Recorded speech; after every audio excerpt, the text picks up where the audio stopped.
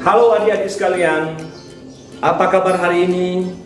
Pasti semuanya sehat dan dalam pemberkatan Tuhan.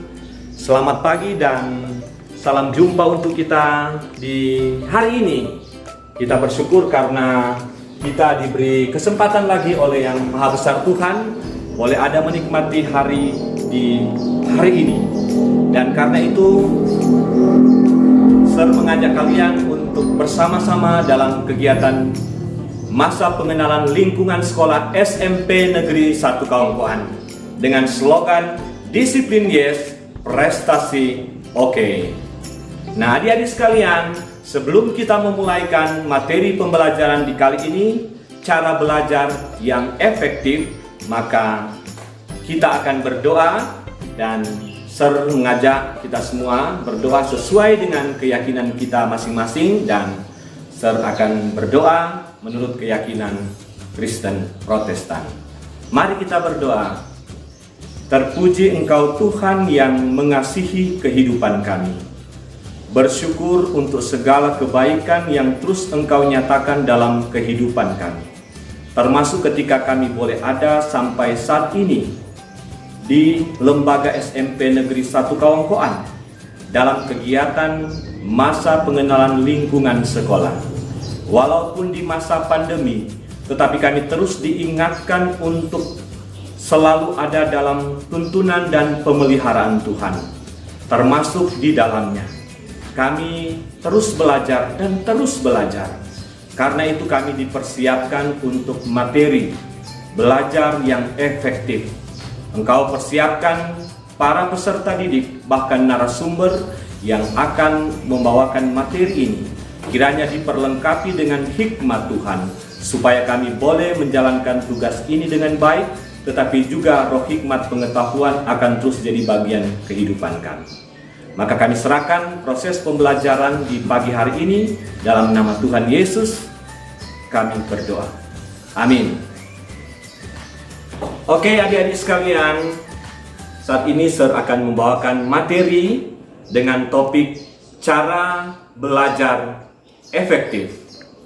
Nah adik-adik sekalian, salah satu tujuan pendidikan nasional adalah mencerdaskan kehidupan bangsa.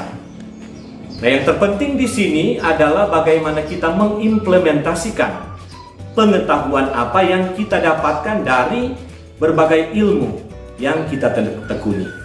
Termasuk ketika kita boleh masuk di lembaga SMP Negeri 1 Kawangkoan yang juga adalah sekolah rujukan, maka adik-adik sekalian diperlengkapi sebelum memasuki materi-materi pembelajaran dari setiap mata pelajaran. Nah adik-adik sekalian, untuk cara belajar efektif yang pertama, jadi ada beberapa poin yang harus kita kuasai dalam kegiatan pembelajaran. Pertama, belajar kelompok. Nah, belajar kelompok di masa pandemi saat ini, ya memang orang harus mampu menyesuaikan. Untuk saat ini orang lebih diprioritaskan kepada belajar mandiri, ya. Orang mencari tahu apa yang orang akan dapatkan, apa materi yang sudah kita terima, memperluas wawasan kita lewat cara belajar kita dengan kemandirian kita. Walaupun juga dituntut di sini adalah belajar kelompok di poin 1 lewat materi.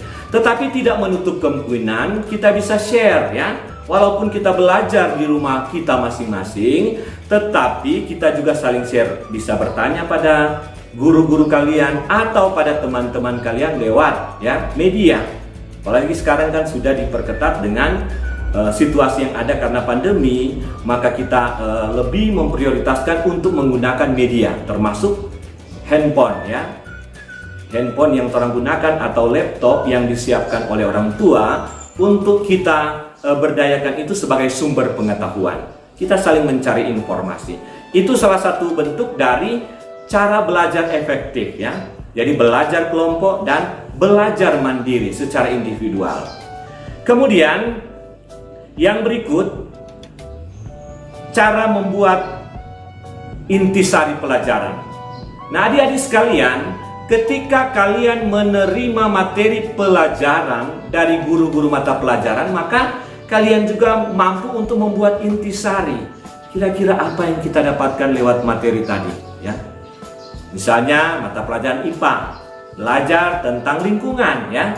Lingkungan yang saya dapatkan bla bla bla bla dan seterusnya. Itu kita membuat intisari dari semua mata pelajaran yang ada. Kemudian yang ketiga, membuat perencanaan yang baik, ya. Jadi sama dengan guru-guru sebelum masuk kelas, ya, membuat perencanaan, ya. Kalian juga akan seperti itu, ya. Besok akan belajar apa? Misalnya belajar IPA, belajar agama. Jadi orang sudah harus mempersiapkan, ya. Kemudian orang juga harus persiapkan tugas-tugas apa yang diberikan, ya, sehingga kita mampu untuk menyelesaikan dalam waktu yang cepat, ya. Jangan sampai dia menumpuk, ya. Jadi harus ada perencanaan yang baik. Nah, kemudian yang keempat, disiplin dalam belajar, ya. Nah, sekarang kalau bicara disiplin dalam belajar ditentukan oleh Anda sendiri, ya. Terkait juga dengan pendidikan karakter, ya. Kalau dijadwalkan jam 10 untuk belajar, ya, maka kita tepat waktu, konsekuen. Ada kesempatan kita untuk mempersiapkan diri, tapi kalau jam 8 kita sudah harus mempersiapkan semua yang dipersiapkan dalam kegiatan pembelajaran. Itu bagian dari disiplin, ya. Kemudian menjadi aktif, ya, aktif bertanya dan ditanya. Jadi kalau ada yang kita tidak tahu atau kurang mengerti, maka kita bertanya, ya. Apakah kita bertanya pada guru mata pelajaran atau pada orang tua atau teman-teman kalian dalam kelompok tertentu, itu disilakan, ya. Itu salah satu metode belajar, ya. Siswa bertanya pasti juga akan memperluas wawasan, ya. Kemudian belajar dengan serius dan tekun, ya. Jadi kalau belajar yang serius tanpa terganggu, apalagi situasi sekarang, ya. Kalau bilang media, ada Instagram, ada Facebook. Jadi orang fokus pada mata pelajaran, ya. Jangan sementara materi pelajaran ada yang buka Facebook, ada yang buka Instagram, ada yang buka lain-lain. Jadi orang fokus, ya, dan serius untuk mengikuti proses pembelajaran. Kemudian hindari belajar berlebihan. Jadi ada batasan, ya, supaya orang tidak stres. Jadi ada batasan orang juga refreshing, ya. Batasan-batasan tertentu untuk orang mampu mengatur waktu, ya. Kemudian selanjutnya jujur dalam mengerjakan ulangan dan ujian, ya. Jadi kalau orang diberi kesempatan untuk membuat tugas atau ulangan, maka orang mampu untuk membuat itu dengan orang punya kemampuan, ya, tanpa orang membuka buku dan lain sebagainya. Kemudian jadilah seorang pemimpin, latihan rasa tanggung jawab. Jadi tanggung jawab, ya. Jadi kalau diberikan tugas, Anda punya tanggung jawab. Kalian punya tanggung jawab untuk mampu menyelesaikan. Kemudian mendengarkan penjelasan guru dengan baik, ya. Jadi orang konsentrasi fokus dengan materi apa kira-kira yang harus orang tanamkan dalam ingatan kita. Kemudian jangan malu untuk bertanya, ya. Harus kreatif. Jadi kalau malu, ya salah sendiri. Jadi kreatif dan inovatif, ya. Kemudian kerjakan pekerjaan rumah, ya. Jadi kalau ada guru memberikan pekerjaan rumah, langsung kerjakan supaya setelah itu ada waktu tersedia untuk orang mungkin ada refreshing dan seterusnya. Kemudian selalu mengulang pelajaran yang sudah diajarkan. Jadi kalau misalnya ada materi yang sudah diberikan, orang ulang-ulang baca, ya, supaya betul-betul tertanam dalam konsep ingatan kita. Baru yang berikut, cukup istirahat, makan dan bermain. Jadi ada waktu juga untuk orang istirahat, makan, tapi juga bermain, ya, tanpa melalaikan untuk tugas kita sebagai seorang pelajar. Baru banyak berlatih pelajaran yang kurang disukai. Jadi kalau kita bicara matematika memberatkan, tapi tetap melatih, ya, supaya jadi seorang yang mandiri.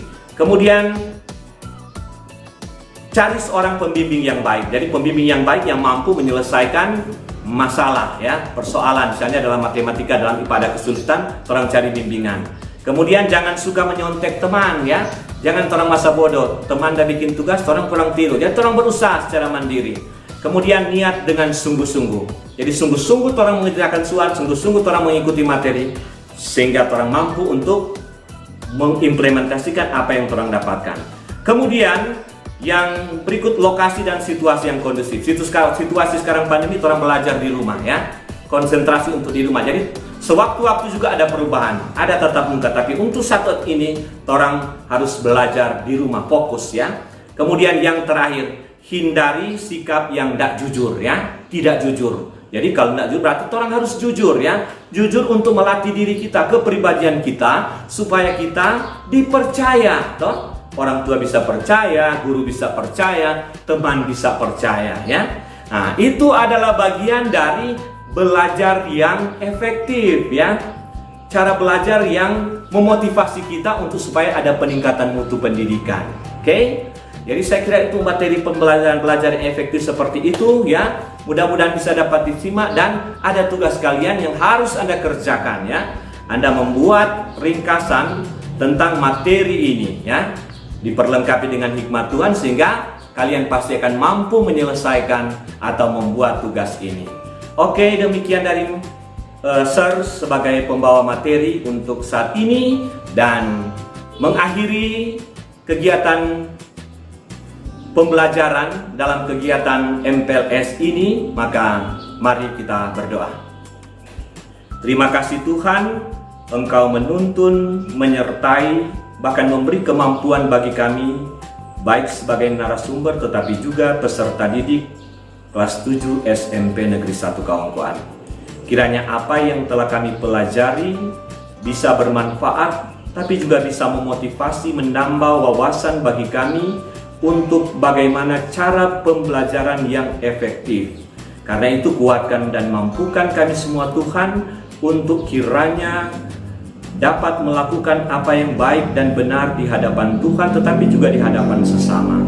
Dan selesai materi ini Tuhan, kami juga akan menjalankan tugas selanjutnya. Apapun kerja kami terus ada dalam pemberkatan Tuhan. Kami serahkan hidup kami selanjutnya dalam tangan pengasihan-Mu. Amin. Oke adik-adik sekalian, demikian pertemuan kita untuk saat ini dan mengingatkan kembali untuk kita semua tetap waspada di situasi pandemi ini, tetap jaga kesehatan, jangan lupa terus pakai masker, baru cuci tangan, dan tetap menjaga jarak. Oke, salam sehat untuk kita semua. Spensaka is the best.